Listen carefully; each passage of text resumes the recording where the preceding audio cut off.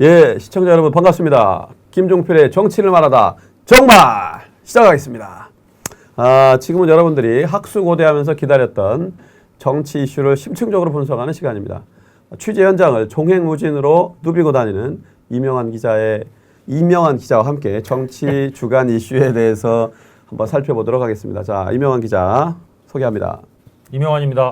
네, 주연 배우입니다. 참고로 말씀드리면 김종필 TV의 책임 PD입니다. 저희가 기왕에 약 20여 개 정도의 동영상을 여러분과 함께 소통했는데 거기에 주로 우리 이명환 기자가 남달리 또 재주가 뛰어나요. 그래서 다 대부분 편집도 하고요.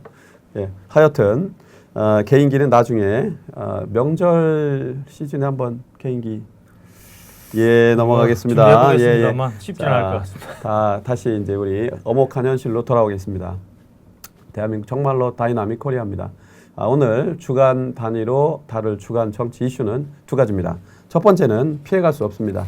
우리 조국대전, 초법적인 장외 청문회로 변질된 조국대전에 대해서 여러분과 함께 살펴보겠습니다. 두 번째는 울분이 치솟습니다. 민족 반역적이고 반헌법적인 낙성대 연구소의 행태를 여러분들과 함께 심층적이고 꾸준히 지속적으로 집요하게 파헤치도록 하겠습니다.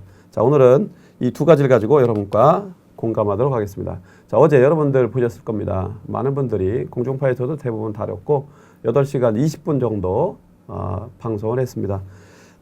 의회 민주주의 차원에서 보면 사실은 참 안타깝고 민주주의의 또 하나의 아픈 역사가 기록됐습니다.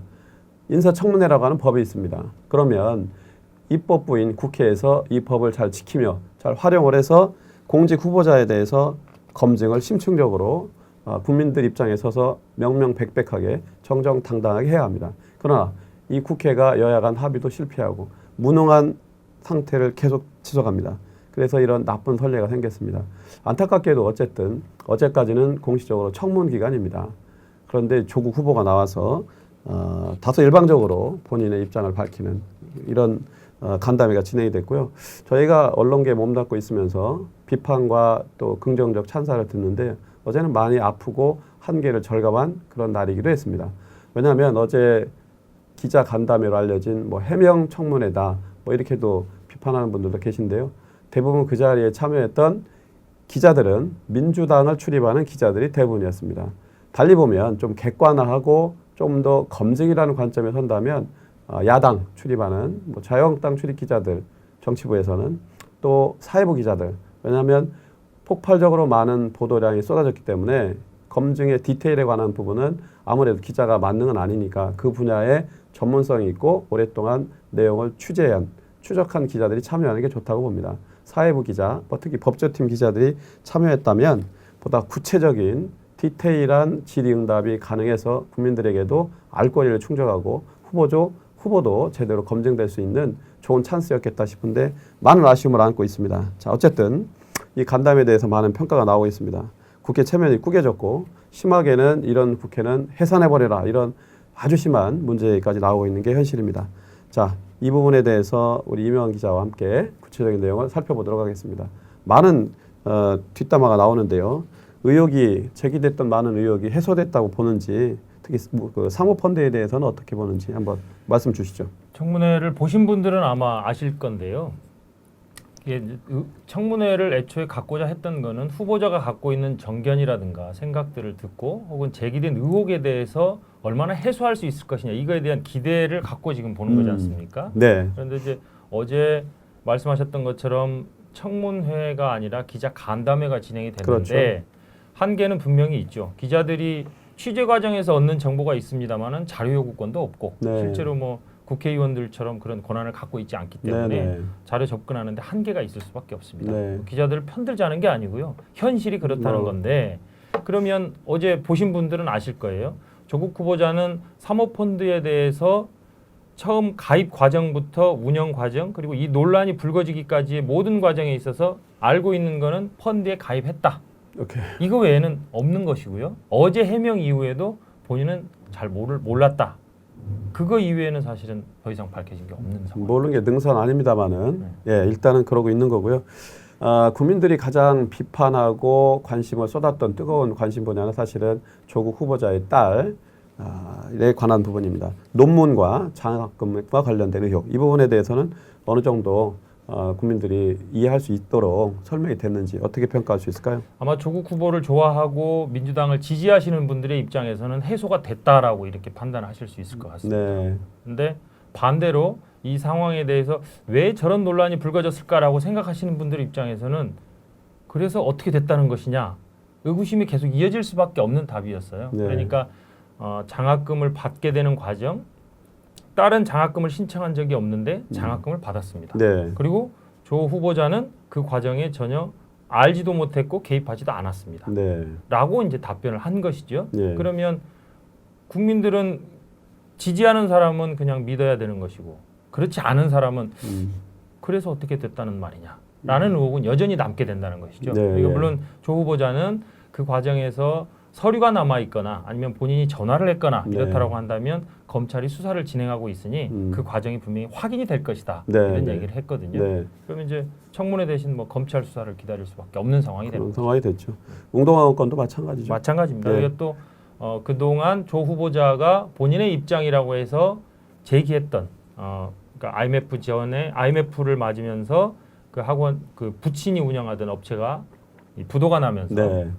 사실상 이 운영이 어려워지게 되는 이런 사정들을 이제 충분히 설명을 했습니다만 이전에 이제 본인이 밝혔던 해명된 내용이거든요. 네. 그러니까 새로운 사실이 드러난 것은 없다.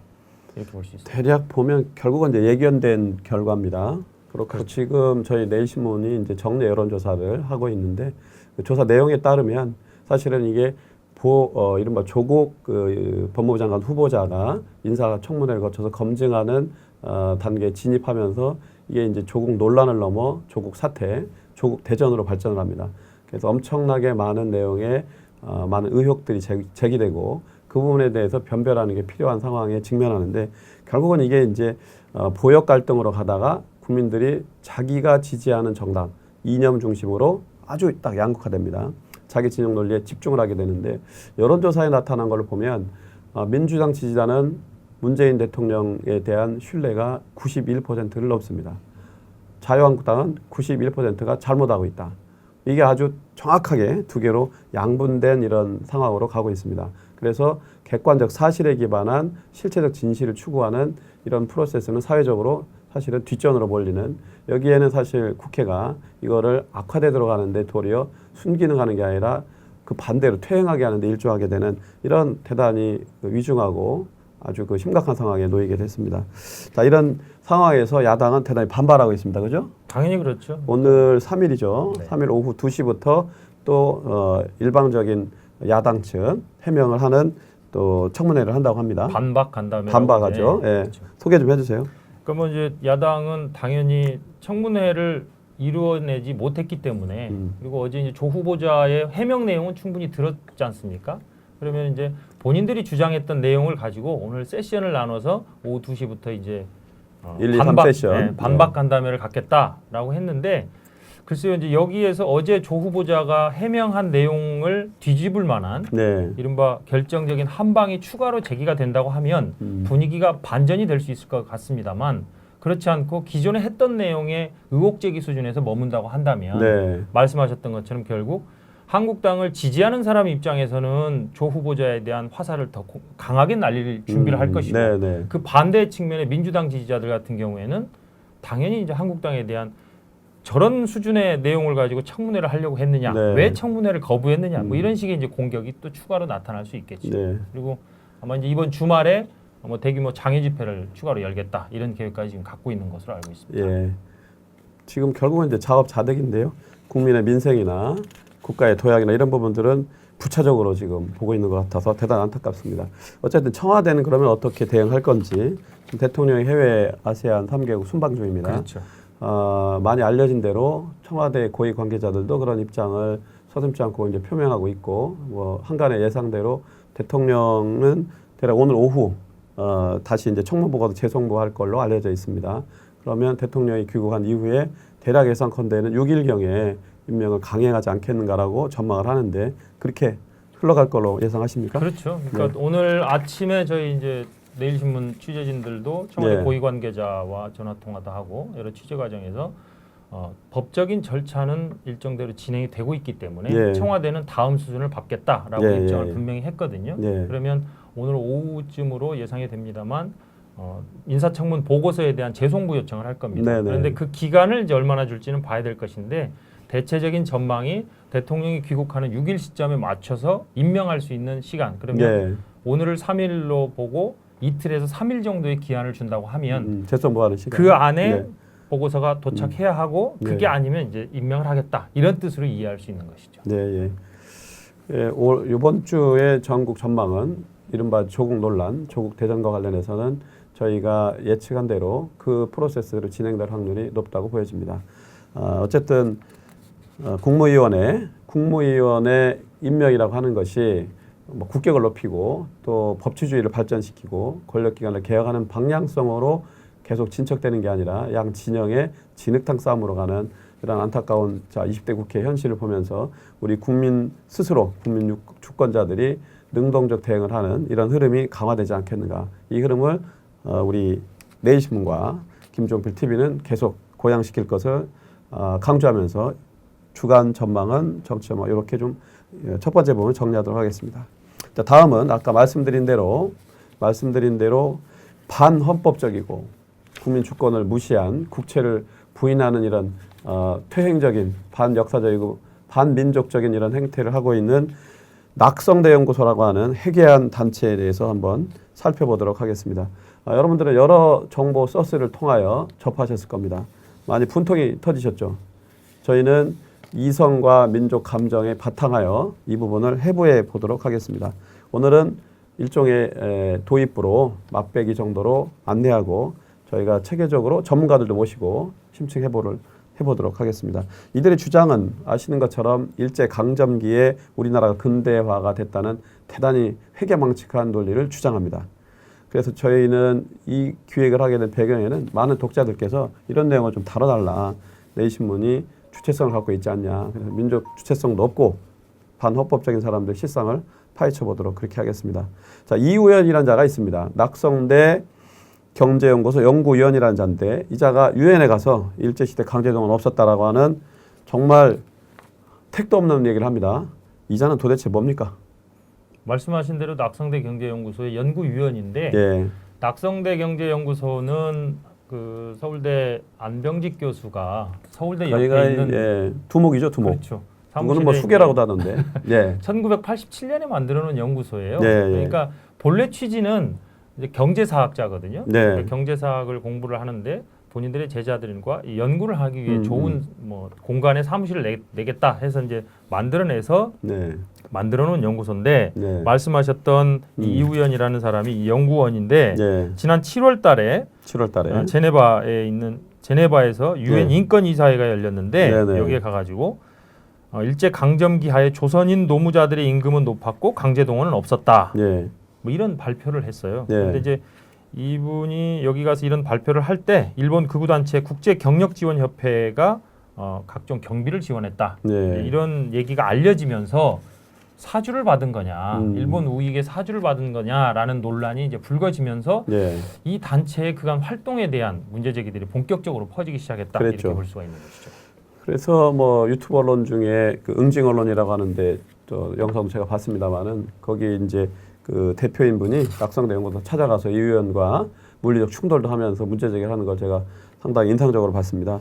근데 이들의 회귀한 논리의 기반에는 식민지 시대에 근대화됐다 이런 아주 그 정말 얼토당토하는 그런 논리를 펼치는데 그 근원에는 조금 전에 설명했던 안병직 교수가 있죠. 네. 그 안병직 교수가 과거에는 좀 좌파적인 견해도 맞습니다. 견지했는데 네. 이분이 헷가닥한 거는 도대체 어떤 배경입니까? 글쎄요, 이제 사람이 생각을 바꾸는 데 있어서는 본인 네. 표현입니다만 네. 연옥을 통과하는 듯한 고통이 있다. 이제 이런 표현을 이제 안 아유, 교수가 하셨던 먹물들의 분이거든요. 예, 먹물들의 근데 회귀한 예, 뭔가 계기가 있었겠죠. 네. 그런데 이제 일본에 가서 공부를 할 때 예, 지금 주장하고 있는 논리, 식민지 근대화론을 오늘, 주장하고 있는 사람의 영향을 받은 공부가 있었고 네. 또 도요타 재단이 운영하고 있는 자금을 지원을 받았다라는 네. 거는 이제 본인들도 이미 그건 인정을 한 상황입니다. 네, 그래서 이런 것들이 영향을 미치면서 이분들의 이 사상적 전환 음흠. 이거가 이루어지지 않았을까 이렇게 추정을 하는데 네.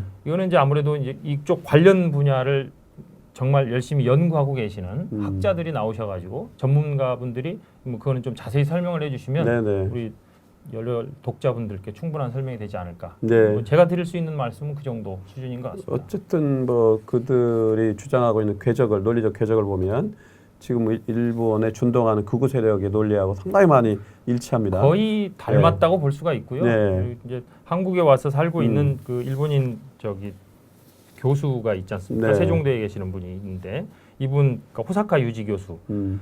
아베, 야스쿠니 신사, 신친일파 이들은 서로 통한다.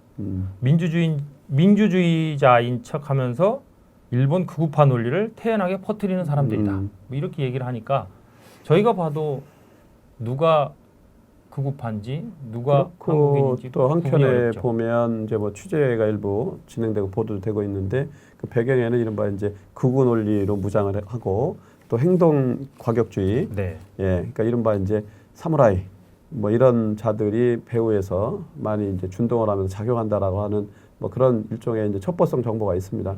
이 부분은 뭐 이제 저희가 팩트를 중심으로 한번 계속 추적을 해보도록 하겠습니다.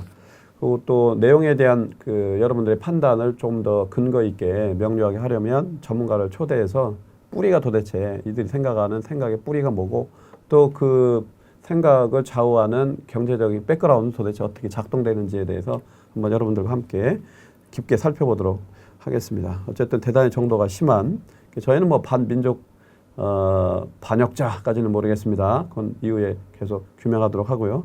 역사적 사실에 대해서 해석이 다를 수는 있지만 그 주객관적으로 검증되고 확인된 역사적 실체적 내용까지 정면 부인한 이런 행태에 대해서는 같은 국민으로서 참 안타까움을 넘어 분노를 금할 수 없다 이런 생각이 듭니다.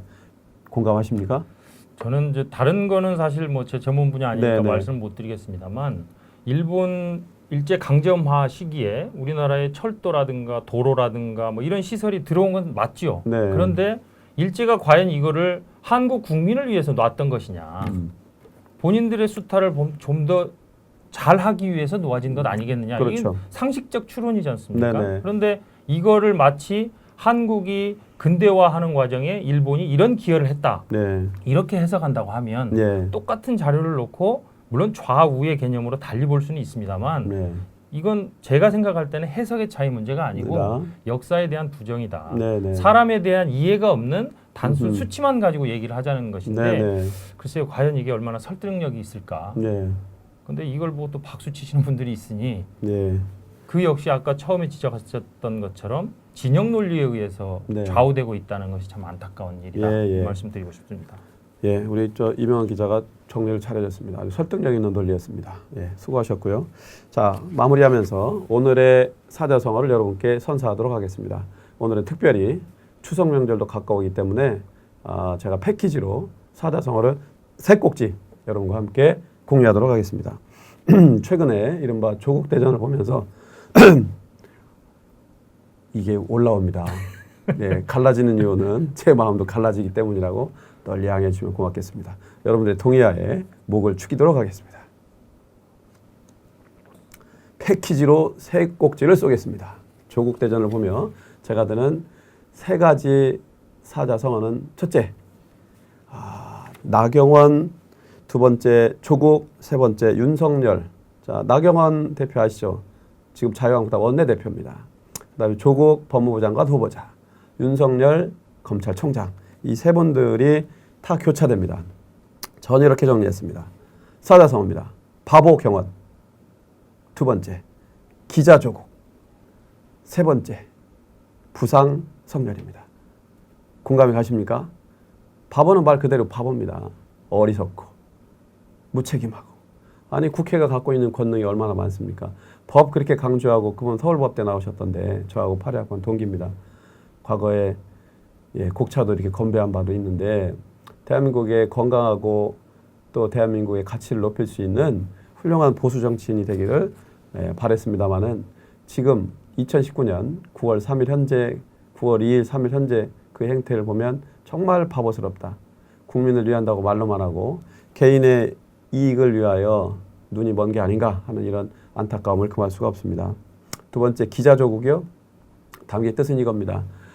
조국 후보자는 정말 많은 양과 질의 보도가 쏟아져 나옵니다.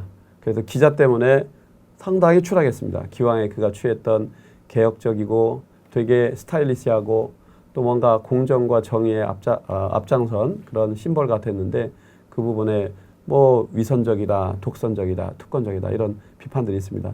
앞으로도 계속 검증이 돼야 될 텐데 그게 어제 이른바 기자 간담회라고 하는 기자 해명을 통하여 기자 덕분에 다시 회복이 되는 복구되는 이런 양상을 보이고 있습니다. 기자에 죽고 기자에 사는 생존의 기로에 놓인 우리 조국 후보자를 저는 기자 조국이라고 촌철활인으로 한번 진단해 봅니다. 마지막으로 부상 성렬은 말 그대로 부상은 떠오르는 겁니다. 조국 후보자와 관련된 딸과 가족과 관련된 고소고발건을 전부 다 압수수색을 통하여 전방위적으로 본격 수사에 돌입합니다. 그래서 온 국민의 주목을 받습니다. 문재인 대통령과의 관계는 어떤지, 검찰권 행사는 어떻게 발휘될 것인지 많은 분들이 주목했습니다. 그래서 부상 성렬이고 두 번째 담긴 부상은 상처를 입으면 그게 부상 아닙니까? 이후에 결과적으로는 양방이 일방적으로 장외에서 초법적인 청문회를 여야가 합니다. 결국은 검증과 관련된 부분은 검찰 수사가 전부 떠안게 되는 결국 검찰 수사에 의해서 일이 일비하게 되는 여야 진영도 그렇고 나라의 미래도 그렇고 어찌 보면 대단히 안타깝습니다. 그러나 검찰권이 온전하게 행사되면 저작거리에서 저도 어제 저녁 때 들었는데 조국은 대선 후보에서 내려가고 몰락의 길로 가고 윤석열은 국민검사로 도약할 수도 있다. 그러나 법과 원칙을 오버하는 또 자기의 검찰권을 지키거나 검사로서의 자기 이익만을 위해서 검찰권을 행사한다면 큰 부상을 입고 국민들로부터 외면당할 것이다. 그래서 저는 이렇게 정리했습니다. 바보경환, 기자조국, 부상성렬 이렇게 여러분께 사자성어 선물 드리고 오늘의 정치 이슈 정리는 이렇게 마치도록 하겠습니다. 여러분 행복하십시오. 고맙습니다.